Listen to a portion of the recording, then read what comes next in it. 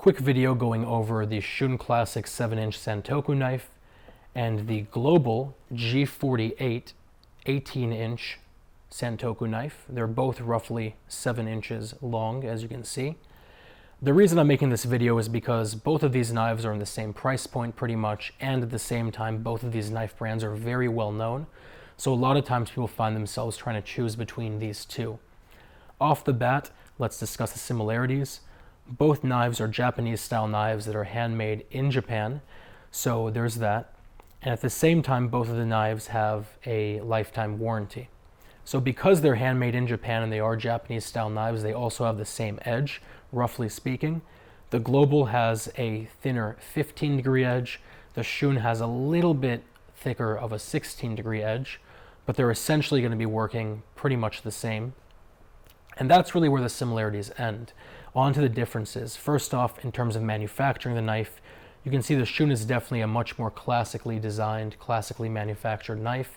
It's forged, it has a full tang going all the way through the pakkawood handle, and pakkawood is a compressed resin-filled wood, so it's very resilient to water damage and stains and things like that. On the contrary, the Global, with its modern design, is actually a two-piece knife. A lot of people don't realize that. The blade is made separately, the handle is actually hollow, they fill the handle with sand and then they weld the entire piece together. That gives you the benefit of being able to really control the weight of the knife and really being able to choose how light or heavy you want to make it. But the negative is that there have been stories, though rare, about the blade breaking off at the weld point.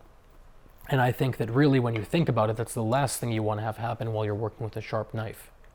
On top of that, even though these both have relatively similar angles, the Global uses Cromova 18 steel, which is much softer. It's only about a 56 to 58 hardness, while the Shun uses VG Max steel, which is a notch above even the gold standard VG10. This is a 61 hardness.